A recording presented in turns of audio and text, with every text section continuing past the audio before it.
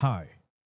Ogambo Utyo can speak to Bulungi. Now, give me a minute. I'm going to try to speak English because I have a gentleman here who speaks English. But his English is a little different from mine. Anyolo lulimi bwat kati ffe tuba tutudde mu ntebe tinga tugamba. What did you say? But is the gentleman I'm going to have tonight. So let me tell you something. When I went to attend the NUP National Unity Platform Diaspora Convention in Massachusetts, Boston, I was able to have a great time with this gentleman. Before I tell you a little bit about him and play you the interview I made with him, I will let you watch the president of the National Unity Platform giving comments about this gentleman. He's an author. He wrote this book, just like I did mine, The Odyssey of the Optimist. So he authored this one, Behind the English, When English and an African Marry, Musoke Lukyamuzi Charles. This is what Bobi Wine had to say about him when I, telling him about the book he wrote. Here. Well, let me bring you to this attention. I think I told you last year, and I should let you know that I was able to publish my book, The Odyssey of the Optimist. And I bought a copy. He bought I wanted to give him a free copy. Saying, no, I'm buying it. I wanted you to at least take that little blessing. There's this saying that where a man's heart is, that's where his money goes. Yeah. So I wanted to buy my copy so that I can quarrel with anybody that tries to borrow that book from me. Yes. Thank you so much for the inspiration. I write about the song that, in the lyrics where you said, Bobanga wazaliwa mu ghetto. No kulira mu ghetto, no kwera mu ghetto, no sigara mu ghetto. That is complying. Your compliance n'embeera mw'ozaliddwa. Naye bw'ozaalibwa mu ghetto n'okwera mu ghetto osobola okusituka n'okiikirira ghetto. Bw'ova mu ghetto n'otuula ne Mr. President. Defiance. Defiance. So thank you so much for Thank you very much for writing. There was this professor of mine in Makerere so many years ago. He was called Professor Yarugaba. He was teaching political science, and he told us that in this life you either publish or perish. Congratulations, you're not going to perish. Thank you so much. I commend Ugandans a great deal, Ugandans who write, especially young Ugandans of our generation. This will help people walk through the years of your life, pick lessons, and thank you very much. I bought my copy. I'm going to read it, and I'll share it with my son. Absolutely. Sure. Well, I think, and then we have our brother, Musoke Lukyamuzi Charles. Now, this book, I'll also grab opportunity to talk about it. Behind the English. Yes. This man, this Rasta man, never ceases to amaze me. He's super intelligent, super down to earth, but most importantly, super grounded. It's important that even when you get opportunities to live and work in these developed countries, we should always imagine it back home. Everything can be done home, but you cannot see where you're going unless you look back where you're coming from. Somebody told me the farther you go, the farther back you look is the farther in front you will see. So in this book, and I'm reading it currently, but it's so thought-provoking to see that even in this our generation, we have people who think like Marcus Garvey. Even in this our generation, we have people who think like Chinua Achebe. So let's embrace them. Let's read these books. Exactly. And let's share these books with our children. But most importantly, let us act these books. Let them not just be texts. Books like, The Odyssey of an Optimist. Books like The Struggle for Freedom and Democracy by Mama Miriam Matembe. I read this book.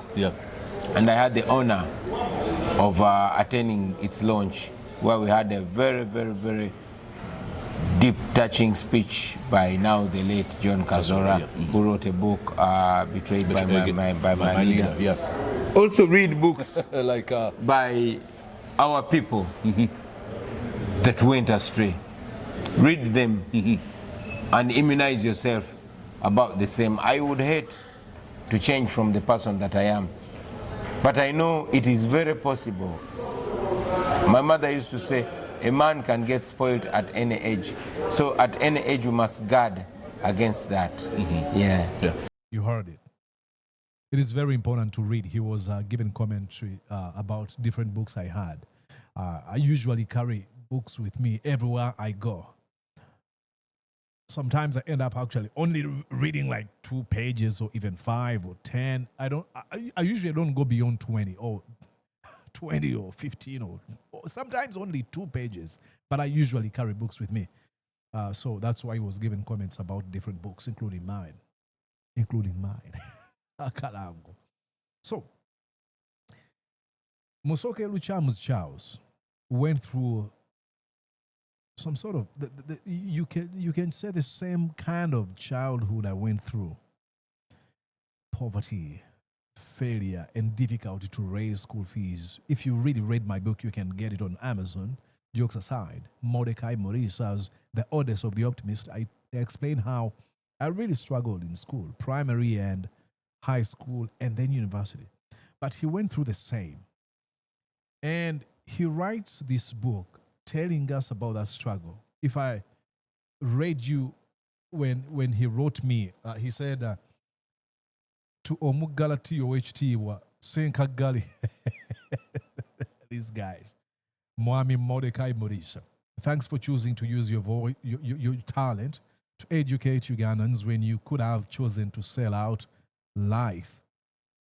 Like most people with a voice as big as yours. I too struggled financially through Uganda schools so much that I decided to become a whole author just to tell the Ugandan horror story that is school fees and miseducation. I promise the reading is going to be worthwhile. I'm almost finishing this book. But what you understand here is the dangers of miseducation. And I think, who was the gentleman who wrote the miseducation of the Negro? There's some sort of miseducation that we are going through. We are taught a lot of things that we don't even need. But even before we get to what we are taught, even the entire setup, the entire school system of Uganda is a complete broken system that needs to be revamped. I'm not giving away the entire book. You want to grab yourself a copy on Amazon. Read this book. Get to know this gentleman. And you'll enjoy it. So, watch this conversation. He hints on a few topics he writes about in this book. So that's why I'm like, hey, we need to do an interview. I asked him, let's have an interview. And you might be interested. By the end of listening to him, you might be ordering yourself a copy on Amazon. So please go on and watch this conversation and let me know what you think in the comment section. And if you find it really insightful to you, do not hesitate to share the link with friends and family and acquaintances. You can share it in WhatsApp groups and everywhere. And that's how we share knowledge. And tonight, right now, ladies and gentlemen, Musoke Charles. Oh, he refuses to be called Charles. Charles bali mu Luganda libera Kaloli. Si Charles, abera Kaloli. Musoke Lukyamuzi Kaloli. Charles, he's right here with us. And yes, indeed, coming to life from these United States of America, I'm having a wonderful time with the man himself, Musoke Lukyamuzi Charles Kojja. Is it Charlie C. Charles? Charlie C. Kaloli. Charlie C. Kaloli. How is it, brother? How you doing, brother? I'm good. Welcome to Mordecai Maurice Live. Thank you. I always wanted to be on this channel. Yeah. I'm not going to lie to you. I don't know what for, but I'm here. he is. Well, I think you have a very important reason to appear on this channel. You wrote a book. Let's start, right away. Yes. Behind the English. Yes. When the English and an African marry. Yes. And I want to understand why you're using K instead of C. Because I believe African in all African languages. I swear to God, I think we don't use C as it's cha. C is cha. It's not K. So a lot, even America, if you look at it, when people are writing the word America in protest, they write America with 2 Ks. Have you seen that? Mm-hmm. You realize that? or when they're talking about the KKK, the Ku Klux Klan. You know, the Ku Klux Klan calls themselves, the Klan part is spelled with a K. Yeah, so it's honestly, it's just to grab attention as well, but there's that behind it, because Afrikaners as well. So what does the behind the English mean? I mean, what does it mean, behind the English? Behind the English, if there's a TV channel, it's actually MTV, and there's another channel that used to be called VH1. So they used to have this TV show or program. It was called Behind the Music. So they would profile, or I'll call it, they're like more like documentaries. They would document what like the superstars, like I think one of the best like behind the music episodes was DMX. So they tell you the story behind the music. So what inspired this music, what inspired that. So behind the English, to somebody not Ugandan, to like let's say American, because we're in America, behind the English, I'm painting a story of behind the English that you see us speak like fluently, even if we just straight off the board, so to speak, right? But we're fluent in English and with all these accents. So I'm painting a picture for you, how do we get to learn this English? So, and you see behind the English, when you see the background of this book, it's burning, it's fire. So this is not actually about English. Yeah. It's kind of metaphorical why I say it English, but it's about the Uganda education system. Yeah. Yeah. So this is the Uganda English horror story. Let's talk about the English. You know, it's funny for someone who is watching. Looking at you, you know, talking about English and how you're writing about Uganda. Yes. And how you speak. Behind the English you speak, and people might be wondering, can you speak Luganda? Ndukusinza sebo. Asinga Oluganda okakasa. Nze Musoke Lukyamuzi ndi Kojja mulamba. Oli Kojja? Yes. Si Kojja in the sense, you know, like olulimi lugenze ne culture eyonooneka. Abantu ogamba Kojja oba Senga. Right in the head bagamba omuwemuzi w'omuntu abayigiriza ebyobuwemu. No, Kojja literally is a maternal uncle. Exactly. Yeah, so I'm from a family of 11 kids in total. My dad had 11 kids, and 7 of those are girls, and they're all older than me. So I have a bunch of nieces and nephews. So ndi Kojja. Oh, you Kojja wa. Yes. Okay. So kati okufunza mu Luganda okubijja mu Lunyanyimbe. Yes. Ekiri mabega w'Olungereza kye kitabo kyo. Mu Luganda kiri ebikusike mu Lunyanyimbe. Ebikusike mu Lunyanyimbe. Yes, actually njagala nakuyisaawo kino. Uganda omuntu amanyi omwami gwe bayita Solomon Mutebi yeyita The Moving Dictionary over the Archive of Stories over Sekanyumiza Amansa Bwino over Solomon Mutebi. Ali mu kuvunula ekitabo kino akize mu Luganda ate mu forms zonna e-book, paperback, as well as the first audio Luganda book gye tugenda gikola. So ye yakiyise ebikusike mu Lunyanyimbe. So kyobala gyonna gambye mbu si Lunyanyimbe naye nga era ebikusike ebiri mabega. Tebakusomesa Oluzungu naye bakusomesa way more than olulimi lwokka kuba oba obigasigasa Oluzungu lwe lutufuga. Kyobala nagambye behind the English ndowooza olaba mbu it's more than behind just the language. Behind the English and the English ways that come with the English. Ndowooza olaba Abazungu bajja n'eddiini oba mulowooza bajja n'amalwaliro oba aleeta n'amalwaliro health system. No, bajja n'endwadde as well. Omanyi through history gw'oli musomi wa bitabo omanyi history yenna ne mu America wano kyebayita oba the Tuskegee experiment ebintu bwe bityo obanga obajja wano nga baali bawamba America nga baoccupying America. By the America occupation nga omulaba Israel weri America occupation wano waliwo abantu bo be bayita abayindi abamyufu Red Indians. kuba Columbus baali bamutumye agenda India afune spices kati n'abula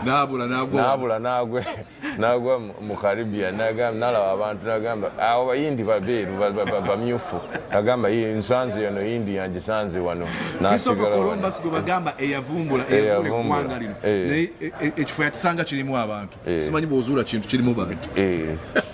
Anyways, It's very interesting. Betani ko kunyumya n'otuyinza obutamala. Ekitabo kino eno lwaki munnayuganda ateekeddwa okukisoma? Omunnayuganda tateekeddwa kisoma ekyokugamba omuntu ateekwa kintu kinene nnyo naye ng'omunnayuganda kyenjagala osome muno ebintu bye tubuusa amaaso nze ndiwa the little things era nze muto kyekimbeeramu era n'oluzungu olulimu ne spacing yokka eri like spaced out double spaced nga simple reading buli muntu ayinza okukisoma omunnayuganda kyanaafunamu ng'asomye ekitabo kino agenda okuba bulijjo batusomesa oluzungu okuva mu primary nursery olaba mpaka S6 S5 ne 6 tolusuula olaba bintu osuula ebirala nga ngenda kusuula zino ku S2 n'osuulako z'osuuddeko naye olungereza lusigalako nze kati njogera mu myaka gyange mikadde simanyi system bagi updatinze bagicyenjize mu education system naye nga oluli ne S5 ne 6 osoma kye bayita general paper naye nga general paper pretty much the English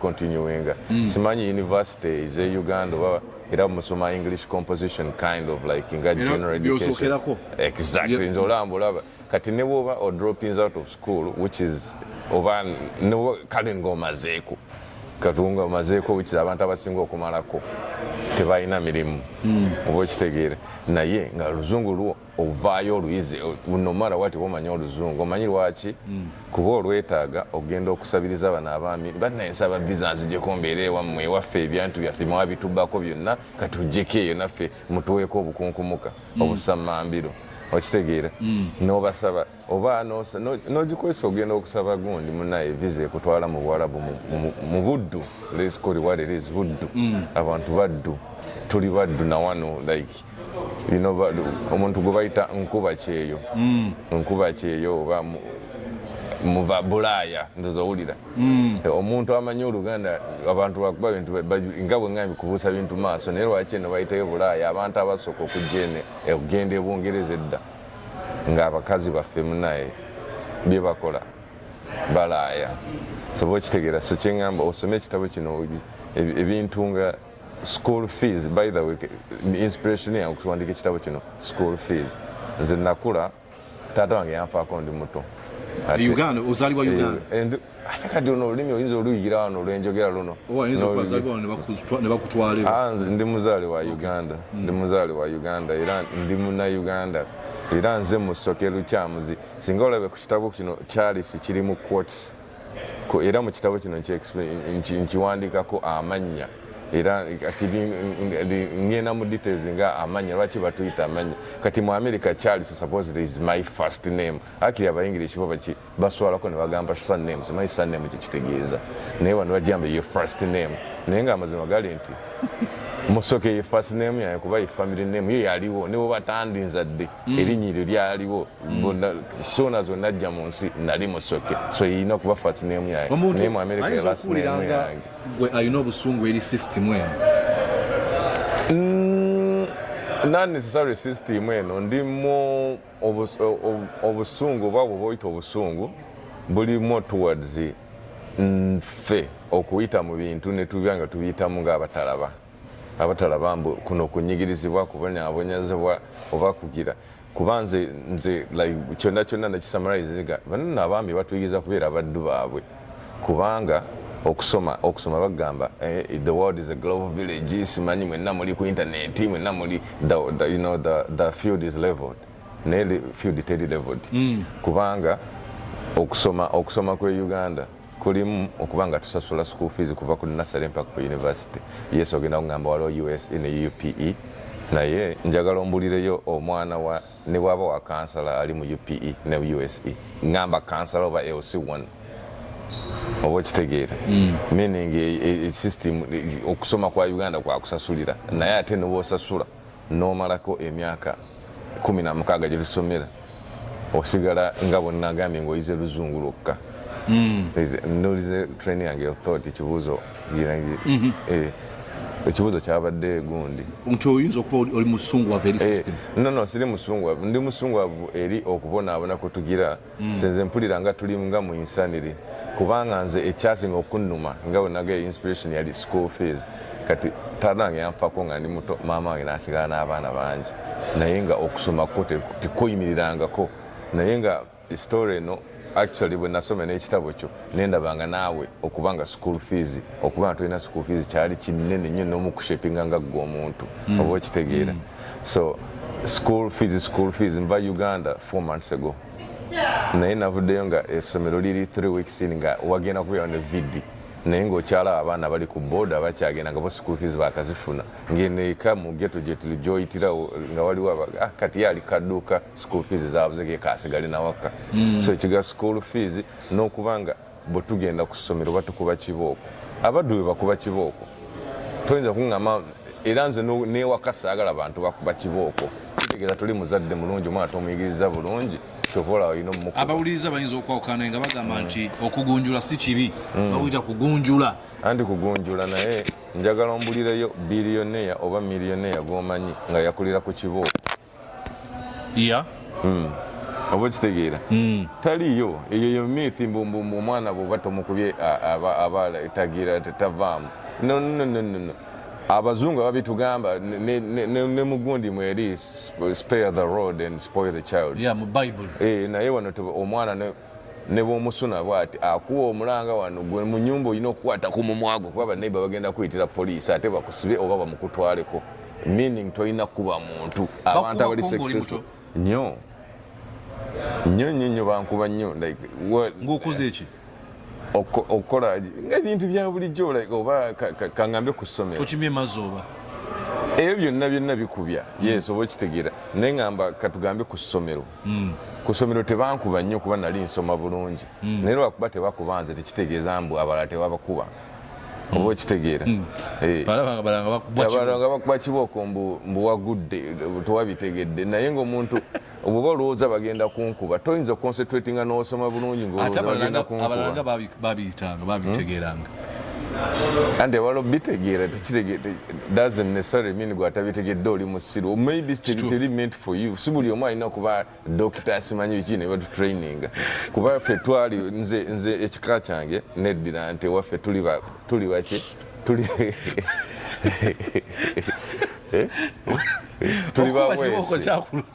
no kiruma bakuba kibooko ne bongerezaako n'ebigambo maama yakubanga naye nasigala nga ayigira obutonotono nga naye singa twakumye ku kibooko naye nobu emotional kibooko nawo buluma obwo oba okitegeera muganda wange oli ekyetegereza mbu mu ssomero oba walina omusomesa yagamba oli musiru you never amount to anything wadde yali akukuba okimanyi emotional gundi line esinga n'emiggo gyakubye kituufu eyo tekuvaako teri yakingambako kubanga kati owulira ni president Kyagulanyi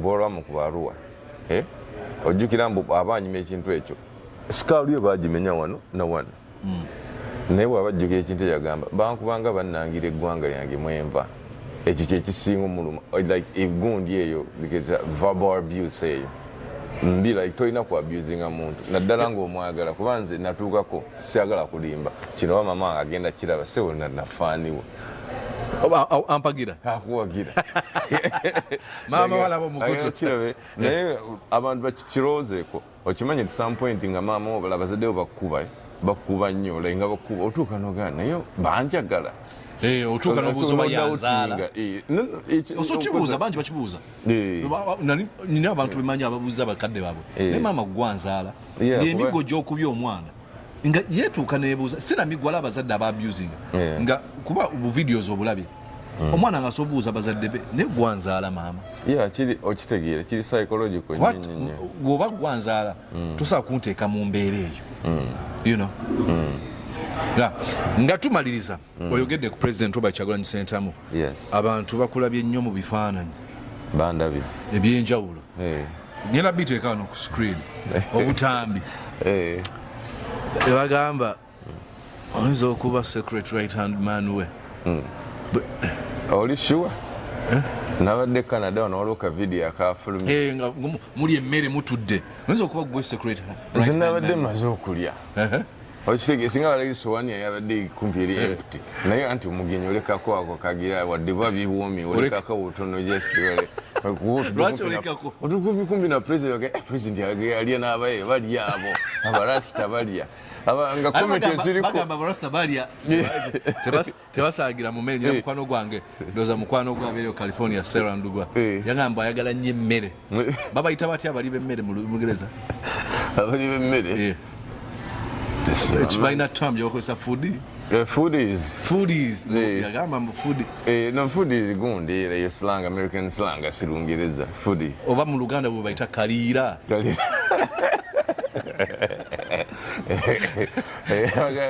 Olugero lw'Abaganda luli luki olugero lunjwagala je nti omunafu azadde kaliira. Omunafu azadde kaliira tosobola kukola ate oli ozadde omwana ng'ali emmere omunafu azadde kaliira. So oli secret right hand man we wadde naye Canada kisinzira oli wano mu America kisinzira tugamba nti ogenda ne Bungereza naye ku Kivulu. Maybe lwaki saagala ngenda kubunyisa njiri eno. Okay. Bannaye Bungereza nzijanga mukaaga ne president ku festival gyagenda okubeerako nsaba kumpagira. Zigenda kubeera paundi 2 zokka. Ngenda kubeera ne kopi zino. Bannaye mumpagire kino ekitabo I swear to God fena tuliretinga. Mwami Muliso yampe ekyenkisome nengano Mulisa muganda wange. Nga story yemu ebituluma byebimu like psychological torture yokubanga wakulale bugira bakusindika omuntu era bakuba empi like bakubagamba oli musiru mata kulemya okutegeera oluzungu lukulemya okutegeera if 3 kulemya okutegeera nezikubya ne if 3 wali okozako if 3 mulamu kasere bakusindika omuntu okusindika omuntu guma isegeze yokusindika omuntu naddala museke nwengo bwana obwala buli awo nakusindika omuntu bwati teacher oboyagala kwetuga ngena kuulira yembozi ya corporal punishment yagire eyo yakutukako. Okay, nali nsomera mukone wali somera walitanga African Whiteland College International. Nanyirira yali nanyini kisubi high before nga tana graduating tuge eno gye yatandikira bwa muna mukono ne kati gye bayita Roma Christian High School bo bagula ebizimbe ne ba somero liri. That's what my school used to be. Ne kati waliwo omwami wamwitanga Kyambadde yatusomesa MDD kati yali ayigitwali mu prep nga mutudde wano kumpi nga ticha wayimiridde wano mutudde kumpi kati yali ayogera oba simanyi sijjukira oba nagamba oba kiza nafuna ka reaction we kati nga alina kyayogera yampisamu right ne kati nkyajulira okakasa yankuba oli mangu obwala we buli kyazi neba ne obwala nga bukulu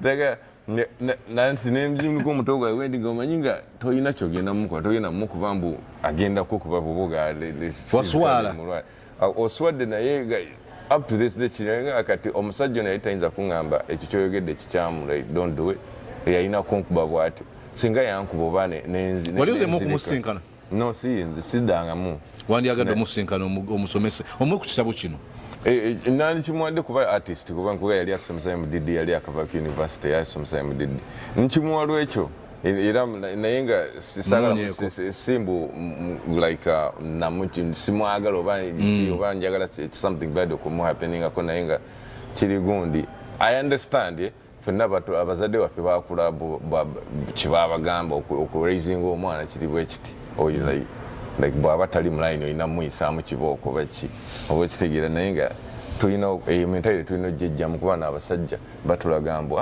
mulinga ffe ekyo bula tubasomesa na luzungu lwaffe naye bo tebakuba baana naye abaana baabwe be basinga obugagga mu nsi be basinga obuyivu mu nsi be basinga amagezi mu nsi kanze nali namuvinga okuva e Uganda amanyi nga nze mugezi mu class believe it or not ffe baba abagezi naddala grammar tumanyi grammar ono mu America already musulanze mbawulira nga boogera plural n'azigatta ne gundi ate bukuwandika kwabwe ojja kufa ate naddala kati kiri worse computers ziri everywhere like abantu bamanyidde ddala autocorrect abikola tebamanyi kuwandika nga ffe nga bwotwandikanga n'ogamba point 1 n'owandika ese bweti eyo point 1 n'ogera naye nga bono tebakirina by type otuuka waneeno ntuuka waneeno nga nze gundi naye nga era bo confidence omuntu okubayigiza confidence yes baba America bali overly confident naye kyetaagisa erisi kibabera wogera overly ne bakukakanya dani kubeera exactly okabuuza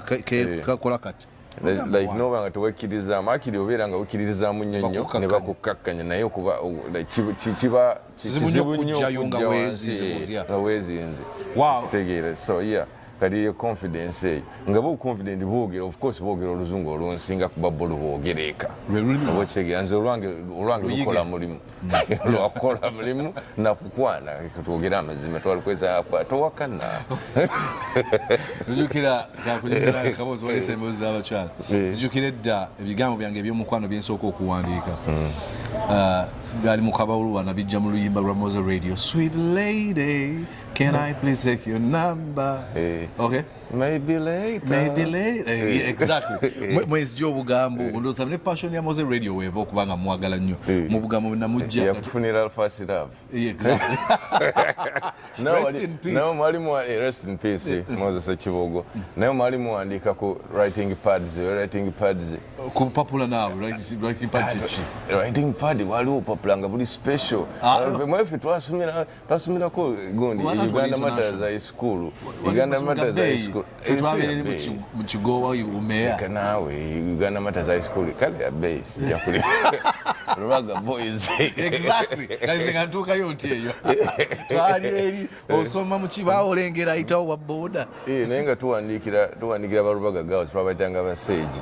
Nenga kaba katawo bwe kati nga muri mu page like nga je bayita nga ekitabo nga receipt book nga ojikira no andika ko atuizita writing pad. Ekigambo kiragese writing pad ekigambo I think that was what it was. Amara bakitegeera. I know mfana nga twenka n'emyaka naende musajja muzeeyi sewo. Muzeeyi by what? Nkusinga obukulu for the fact mbo mugunzo waandikira like nyimba za radio ze wa dedicating for zintanga dedications. I will love you more than that. Kusinga emyaka emeka? Simaje nkusinga eje tunajogera. Kati tikali kusinga obukulu then. Oh my God, Musoke Lukyamuzi Charlie C. Kojja. Amazing. They're inspiring akayimba Charlie C. Mirira. Nsaga. Naye akayimba mukwano gwange wambizani. I'm starting to read this book. Yagenze nakiwandikako amanya ebitibwa byonna bimpadde omuteeketeeko w'ekitiibwa. VVIP. Olina okwongera ku VVIP. Yes. Byonna bitaddeko. So I'm going to read this book. I ask you, request you to buy this book. This is one, first of all, to support him as a Ugandan author, but two, to open your mind. You know, these are things that sobola okukola. Ne for some reason in Uganda waliwo culture etiisa abantu ereetera okutunuulira okuwandiika ng'ekintu ekyenjawulo. Okuwandiika obuwandiisa ekitabo. Bwe tutawandiike teri muntu agenda kubituwandiikira. So we have a mega opportunity nti abantu bwe bati bali mu kutusikiriza. So what are we waiting for?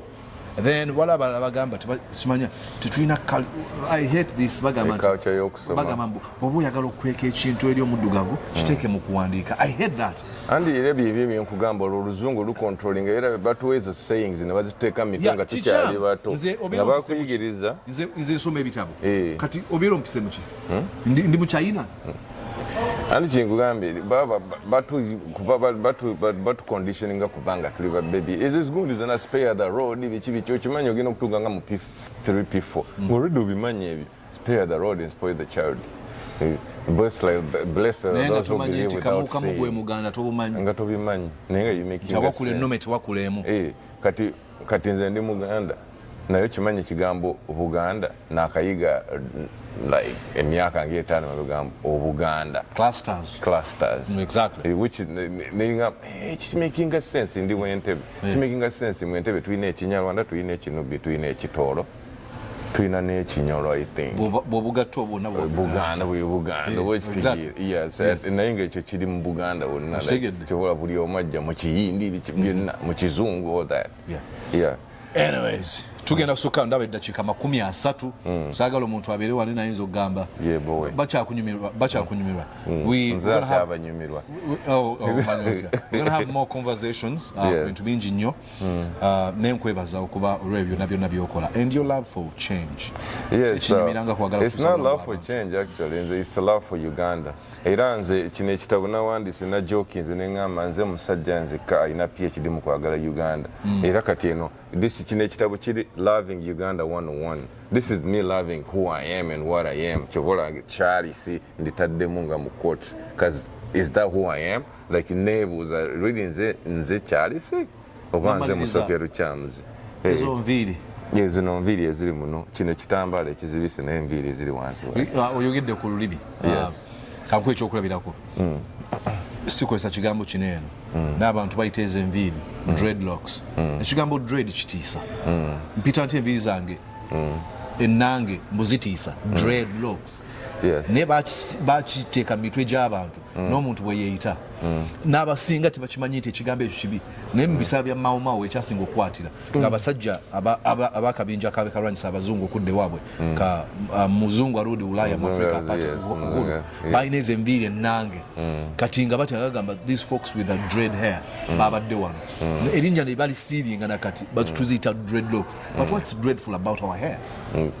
I think it's, right now like dreads zezozoleka like you let it grow like just let it grow naturally looking naturally zokka kati zine zaffe ziri locks kuvato exactly take lock by locks I prefer newe zibango zilese bulesi sagala term eyo nze so okwetandikira term ngabo boze ono tugamba exactly African nze so okwedefining ekintu kyange teri muntu ateekeddwa kubanga undefining ekintu exactly era ekitabo kirimu let's tell our own stories njaga to telling it twogere emboozi zaffe history waffe tumwewandiikire era bino ebitabo bino ebitabo